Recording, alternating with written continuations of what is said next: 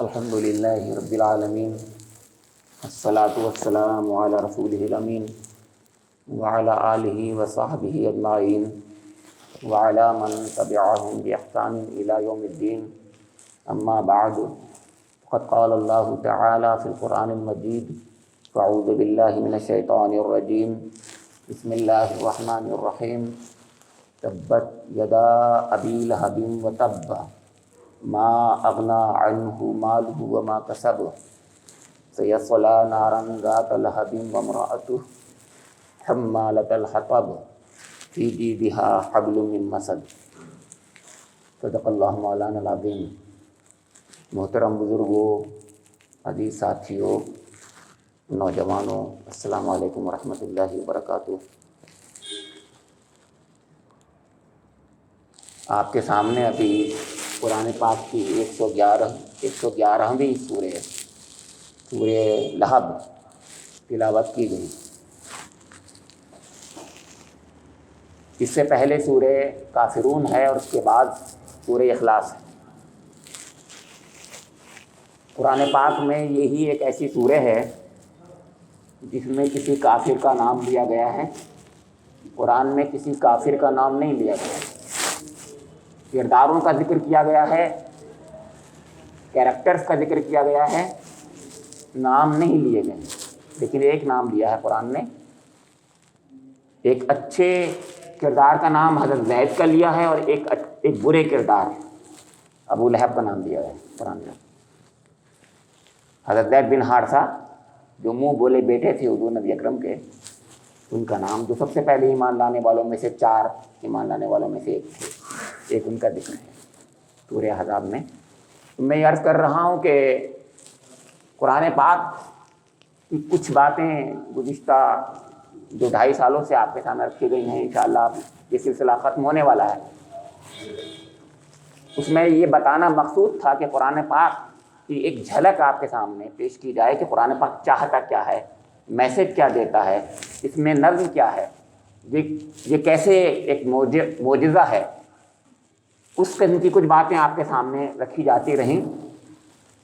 اس میں بھی آج کی جو سورہ ہے، جیسے میں نے ابھی عرض کیا کہ اس سے پہلے سورہ قل یا ایھا الکافرون ہم کہتے ہیں الکافرون ہے، اس کے بعد سورہ نصر ہے اذا جاء نصر اللہ والفتح، اور اس کے بعد سورہ اخلاص ہے قل ھو اللہ احد۔ سورہ اخلاص اور سورہ نصر کے درمیان میں سورہ لہب ہے۔ ہمارے مفسرین میں سے ایک گروہ ہے مفسرین کا، جس کے سرخیل امام حمید الدین فراہی رحمۃ اللہ علیہ، وہ اس بات پر بہت زور دیتے ہیں کہ قرآن پاک کی حکمتوں میں سے ایک بڑی حکمت یہ ہے کہ ایک بالکل مربوط کلام ہے یہ، الف سے یا تک ہر سورے اور ہر آیت آپس میں مربوط ہے۔ ہر سورے ایک کے بعد سورے، دوسری سورہ فاتحہ کے بعد سورہ بقرہ، بقرہ کے بعد آل عمران، اس کے بعد سورہ نساء، جس طریقے سے صورتیں ہیں۔ اور ادھر جیسے میں نے صورتیں ابھی بتائی آپ کو، قل یا ایھا الکافرون اور سورہ نصر اذا جاء نصر اللہ، پھر تبت یدا ابی لہب، اور اس کے بعد قل ھو اللہ احد، اور پھر معوذتین، سب آپس میں مربوط ہیں، آپس میں جڑی ہوئی ہیں، منسلک ہیں حکمتوں کے ساتھ۔ بہترین حکمتیں ہیں اللہ کی۔ اسی بنا پر اس زمانے کے لوگ کے منہ بند ہو گئے تھے اور وہ یہ سمجھتے تھے کہ اس جیسا ہم کلام نہیں لا سکتے۔ ایک پہلو اس کا یہ بھی تھا، نظم کا پہلو، اور ہر آیت ایک آیت کے بعد دوسری آیت جو ہے وہ مربوط ہے، یعنی جڑی ہوئی ہے، منسلک ہے، آپس میں لاجیکل لنک ہے اس کے اندر۔ اس سلسلے میں مجھے یہ اشارہ کرنا مقصود ہے آج کہ اللہ تعالیٰ نے قرآن پاک میں ارشاد فرمایا ہے سورہ بنی اسرائیل میں، قل جاء الحق وزهق الباطل ان الباطل کان زہوقا۔ دیکھو حق آ گیا اور باطل مٹ گیا، چلا گیا، اور باطل تو مٹنے ہی والا ہے۔ حق آ گیا، باطل چلا گیا۔ اس سے پہلے سورہ نصر ہے، حق آ گیا، باطل مٹ گیا، تبت یدا ابی لہب۔ سمجھ میں آ رہی بات آپ کے؟ حق آ گیا، اذا جاء نصر اللہ والفتح، فتح اور نصرت آ گئی، تبت یدا ابی لہب، اور ہاتھ ٹوٹ گیا ابو لہب کے، یعنی باطل مٹ گیا۔ اس کا مطلب باطل کی نمائندگی کون کر رہا ہے؟ ابو لہب، اور حق کی نمائندگی کون کر رہا ہے؟ حضور نبی اکرم محمد مصطفیٰ صلی اللہ تعالی وسلم۔ اسی کو علامہ اقبال نے یوں کہا ہے، جب میں نے کئی بار شعر سنا چکا ہوں، ستیز کار رہا ہے ازل سے تا امروز، چراغ مصطفی سے شراب بولہبی۔ بالکل ایگزیکٹلی وہی بات آئی نہیں آئی۔ علامہ اقبال قرآن پاک کو ایسے سمجھتے تھے۔ آخر میں تو انہوں نے سب کتابیں فلسفے کی چھوڑ دی تھیں، پھر قرآن پاک ہی رکھتے تھے اپنے پاس۔ کوئی بھی مسئلہ ہوتا تھا صرف قرآن پاک کی طرف رجوع کرتے تھے۔ خیر، ہمیں بھی رجوع اسی کی طرف کرنا چاہیے۔ ہر مسئلے کی شاہ کلید قرآن پاک ہے۔ مجھے یہاں دوسری بات بھی کہنی ہے۔ حضور نبی اکرم فتح مکہ کے وقت بتوں کو جب ایک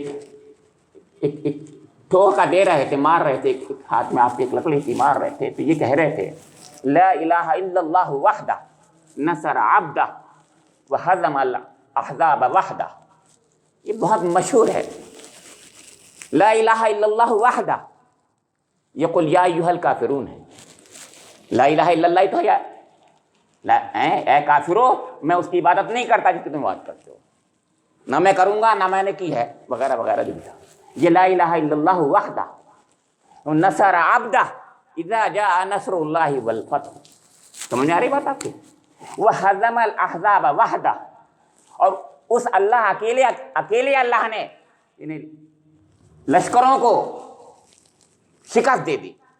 ہزم الاحزاب وحدہ، لشکروں کو، باطل کے لشکروں کو شکست دے دی۔ تو باطل کے لشکر کا نمائندہ ابو لہب ہے۔ آپ غور کر رہے ہیں، بالکل وہی ترتیب بھی ہے جس طریقے سے حضور نبی اکرم فرما رہے ہیں لا الہ الا اللہ وحدہ قل یا ایھا الکافرون، نصر عبدہ اذا جاء نصر اللہ والفتح، وہزم الاحزاب وحدہ۔ بالکل ایگزیکٹلی، بالکل اسی ترتیب میں حضور نبی اکرم گویا اللہ رب کریم کا جو فرمان ہے اس کو اللہ تعالیٰ اپنے وحی کے مطابق آپ کی زبان مبارک پر جاری فرما دیتا تھا۔ یہ پتہ چلتا ہے، اسی لیے کہا وما ينطق عن الهوى ان هو الا وحی یوحی۔ بالکل ایگزیکٹلی قرآن پاک جو کچھ کہتا ہے حضور نبی اکرم کی زبان مبارک پر، آپ کی زندگی مبارک میں سنت اللہ جو ہے، سنت جو ہے اللہ کی سنت ہے، حضور کی سنت جو ہے، وہ بالکل جاری ایسی ہو جاتی ہے۔ تو ایک بات تو میں یہ کہنا چاہتا تھا کہ قرآن پاک کی عظمتوں میں سے ایک عظمت اس کا اعجاز ہے، اس میں اعجاز میں سے ایک عظمت کا پہلو یہ ہے کہ نظم ہے۔ یہ نظم کی طرف اشارہ میں نے آپ کو کیا کہ درمیان میں ابو لہب کی سورہ کیسے آ گئی۔ اب دوسری بات عرض کروں گا کہ اس کا نام لے کر کیوں اس کی مذمت کی گئی۔ میں سمجھتا ہوں کہ باطل کی مذمت کی ہے، جیسے میں نے ابھی بتایا قل جاء الحق وزهق الباطل، باطل کا نمائندہ ہے ابو لہب۔ تو باطل کو ہم دیکھیں گے کہ باطل کی نمائندگی کیسے ہو رہی ہے اس کے اندر۔ میں سمجھتا ہوں مفسرین کی آراء کی روشنی میں کہ 4 طریقوں سے باطل کی نمائندگی کرتا ہے ابو لہب۔ پہلی باطل کی نمائندگی اس طریقے سے کرتا ہے کہ ابو جہل حالانکہ بہت بڑا دشمن رسول تھا، لیکن اس کا نام نہیں لیا گیا، میں نے بتایا تھا۔ اس کی وجہ یہ تھی کہ ابو جہل کی حضور سے دشمنی ذاتی دشمنی نہیں تھی، وہ یہ کہتا تھا کہ محمد صلی اللہ علیہ وسلم دین آبائی کو چھوڑ کر ہمارا دین آبائی جس کو ملت ابراہیم وہ کہتا تھا اور سمجھتا تھا، اور قریش کے اور لوگ بھی یہی کہتے تھے کہ دین آبائی ہمارا وہ دین ہے جو حضرت ابراہیم علیہ السلام کی ملت ہے، اور اس سے ہٹ کر اور بچ کر ایک نیا دین انہوں نے قائم کر لیا حضور نبی اکرم نے، لہٰذا ہماری دشمنی ہے۔ گویا اس کی نظریاتی دشمنی تھی، نظریاتی طور پر وہ دشمن تھا، ذاتی مفاد کوئی نہیں تھا اس کا۔ لیکن ابو لہب کا مفاد ذاتی تھا۔ دونوں میں فرق غور کیجیے۔ تو جو نظریاتی طور پر دشمن ہوتا ہے ان میں کچھ شرافت ہوتی ہے، اصول کی بنا پر وہ کام کر رہے ہوتے ہیں، چاہے وہ اصول غلط ہو، چاہے ان کا معاملہ غلط ہو، لیکن پھر بھی بہرحال ایک اصول ہے۔ لیکن جب ذاتی اغراض ہوتے ہیں، ذاتی مفادات ہوتے ہیں، تو کوئی اصول نہیں ہوتا، صرف یہی ایک اصول ہوتا ہے جس کو اصول کہنا نہیں چاہیے کہ ذاتی غرض ہوتی ہے۔ ابو لہب ذاتی غرض کی بنا پر حضور سے اس کو پرخاش تھی. اب آپ پوچھیں گے پرخاش کیوں تھی اس کو؟ اس کی وجہ یہ تھی کہ اس کے پاس ایک بہت بڑا عہدہ تھا، رفادہ کا عہدہ. وہ خزانچی تھا خانہ کعبہ کا، ٹریجرر تھا. اس کے پاس خانہ کعبہ کے جو سارا پیسہ آیا کرتا تھا، جیسے کہ مندروں میں سے کچھ دن بھی بتایا تھا، پھر بتا رہا ہوں، مزاروں پر جو آتا پیسہ تو بہت ہوتا ہے پیسہ، آپ بھی جانتے ہیں. تو خانہ کعبہ کی طرف جو آتا ہے وہ کتنا پیسہ ہوتا ہوگا؟ کروڑوں کی اس زمانے میں ملکیت اس کی بھی ہوگی، ظاہر ہوگی. اس کی کنجی تو نہ کہیں، لیکن بہرحال پیسہ خزانچی تھا، اس کے پیسے کا مالک وہ تھا. چند ٹکے وہ حاجیوں میں خرچ کر دیتا تھا اور باقی خود اپنی ذات پر خرچ کرتا تھا. حضور نبی اکرم نے لا الہ الا اللہ کی صدا جب بلند کی، دعوت کی، تو اس کو خطرہ پیدا ہو گیا کہ یہ تو میرے ہاتھ سے گیا مال. اب ایک بات تو یہ ہوئی، اور دوسری بات مال کا لفظ آ گیا تو مال زر پرست تھا، تو دوسری نمائندگی کر رہا تھا باطل کی، زر پرستی سے. اسی کو کیپٹلزم ہم آج کہتے ہیں. وہ کیپٹلزم کا نمائندہ تھا. دنیا میں آج بھی چھائی ہوئی حکومت، اسلام کے خلاف سب سے بڑی دشمن حکومت دو ہی ہیں. اس دن بھی بتایا تھا، میں آج پھر بتا رہا ہوں، اسرائیل اور امریکہ. دونوں کیپٹلسٹ اور مہاجن اور سودی کاروبار کے سب سے بڑے علمبردار. ایک تو ہے ہی سودی کاروبار، ان سے شروع ہی انہی سے ہوا ہے، یعنی یہودیوں سے، آپ کو پتا ہے. اور ایک اسی کا حمایتی ہے، جب وہ اس کا حمایتی ہے کہہ لیجیے. تو کیپٹلزم کا ریپرزنٹیشن اس زمانے میں ابو لہب کر رہا تھا. اسلام کی دشمنی زر پرستی سے ہوتی ہے، مادہ پرستی سے ہوتی ہے، خسیست جسے کہتے ہیں کنجوسی سے ہوتی ہے. مال کے جو ہمارے آستین بن جاتے ہیں، خزانے کے سانپ بنے رہتے ہیں، ان سے ہوتی ہے. سخاوت کے جو دشمن ہوتے ہیں ان سے ہوتی ہے. ابو لہب کے اندر یہ تمام خرابیاں تھیں. تو دوسری بات یہ، تیسری بات یہ تھی کہ اللہ رب کریم یہ چاہتا تھا خاص طور سے کہ جیسے اس نے حضرت نوح علیہ السلام کے بیٹے کا ذکر کیا، خاص طور سے ذکر کیا سورہ ہود میں، کہ اس کو غرقاب کر دیا گیا، حالانکہ حضرت نوح علیہ السلام کہہ رہے ہیں کہ یہ تو میرا بیٹا تھا. جیسے کہ لوط علیہ السلام کی بیوی اور نوح علیہ السلام کی بیوی کو عذاب نے آ لیا اور بچ نہیں سکی وہ دونوں. جیسے کہ حضرت ابراہیم علیہ السلام کے والد کو اللہ تعالیٰ نے یہ بتا دیا، اللہ تعالیٰ نے فرما دیا کہ اے ابراہیم بس کرو، اب مغفرت کی دعا بھی مت کرو ان کے لیے. اتنی بڑی بات ہے کہ اب مغفرت کی دعا بھی نہیں کرنی، مر گیا وہ، اب گمراہی کی حالت مر چکا ہے، لہذا اب نہیں. اجازت دی تھی، حالانکہ اجازت دی تھی پہلے اللہ تعالیٰ نے، کے بعد پھر منع کر دیا. سورہ ممتحنہ پڑھیے تو آپ کو اندازہ ہوگا. اسی طریقے سے حضور کا چچا تھا یہ.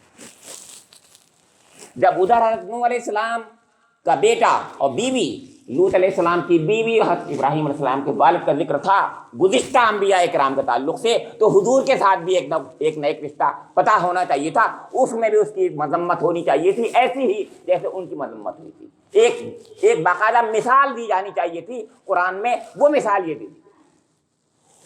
یہ تیسری بات. اور چوتھی بات بھی غور کر لیجیے، بہت اہم ہے وہ بھی. چوتھی بات یہ ہے کہ دنیا میں کچھ اخلاقی قدریں ہوتی ہیں، ہیومن ویلیوز ہوتے ہیں. اسلام ان کا علمبردار ہے، ہیومن ویلیوز کا علمبردار ہے، اخلاقی قدروں کا علمبردار ہے. ایک اخلاقی قدر جو عرب میں سب سے زیادہ پائی جاتی تھی، روایت جسے ہم کہتے ہیں، وہ یہ تھی صلہ رحمی. صلہ رحمی خونی رشتے کو کہتے ہیں، خونی رشتے کا حق ادا کرنا. رحم کون سا رحم؟ یوٹرس، ماں کی کوکھ، وہ رحم.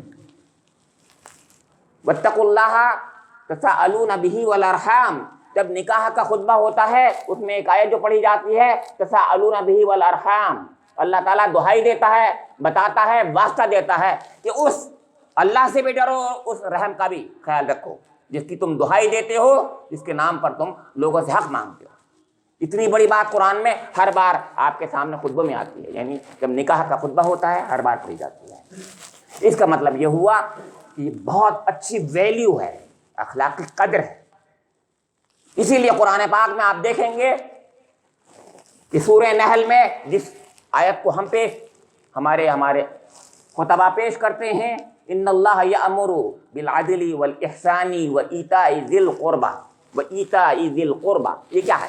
یہ وہی ہے، ایتاء ذی القربى وہی ہے، یعنی اقربا کا حق ہے، کچھ خونی رشتوں کا حق رکھو، ادا کرو، سب سے پہلے انہی کا حق ہے، سب سے پہلے انہی کا۔ قرآن میں زکوٰۃ کے لیے بھی سب سے پہلے مستحق وہی لوگ ہیں۔ اس کا مطلب یہ ہوا صلہ رحمی بہت بڑی چیز ہے، اس صلہ رحمی کا مان رکھتے تھے عرب کے لوگ، مان رکھتے تھے۔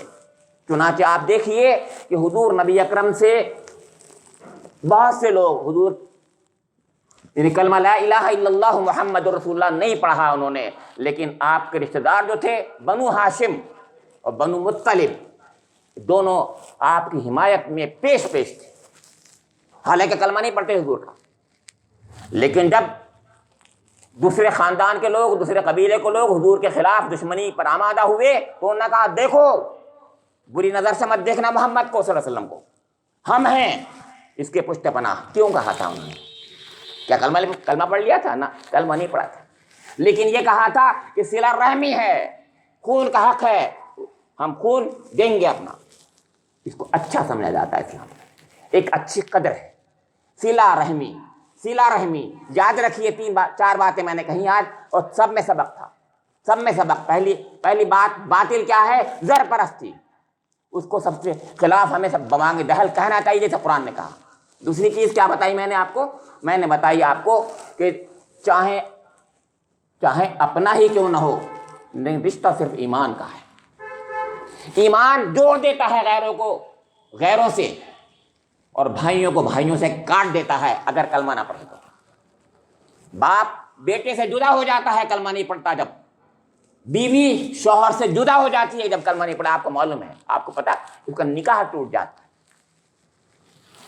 ایمان کا رشتہ ایسا ہے کہ بھائی سے بڑا بھائی بن جاتا ہے، چنانچہ ہم سب بھائی ہیں، ایمان رشتے سے بھائی ہیں، تو بھائیوں میرے، ہم سب کو بھی اس کا مان رکھنا چاہیے کہ میں بھائی آپ کا بھائی ہوں اگر، تو کم سے کم بھائی کو بھائی کا خیال تو رکھیں۔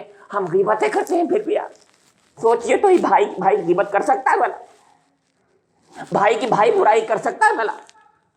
یہ سبق ہے ہم لوگوں کے لیے کہ ہم تو سب بھائی ہیں۔ اسی لیے سورہ حجرات میں وہیں پر اخوتن کہا ہے، یاد رکھیے، وہاں پر خاص طور سے۔ اس کے بعد وہ آیتیں ہیں جہاں غیبت اور یہ عیب چینی اور لمز اور سب کا ذکر ہے، وہیں پر ہے، یاد رکھیں۔ دوسری بات میں نے بتایا کہ تمام باتیں، چاروں باتیں، وقت ختم ہو رہا ہے، اس کا خیال رکھیں۔ اسی لیے سورہ لہب میں ہمیں سبق ملا ہے کہ حق کیا ہے اور باطل کیا ہے۔ اللہ رب کریم سے میری دعا ہے کہ مجھے اور آپ لوگوں کو بھی حق کو حق سمجھنے کی، اس کے مطابق عمل کرنے کی، اور باطل کو باطل سمجھنے کی، اسے نفرت کرنے کی توفیق عطا فرما دے۔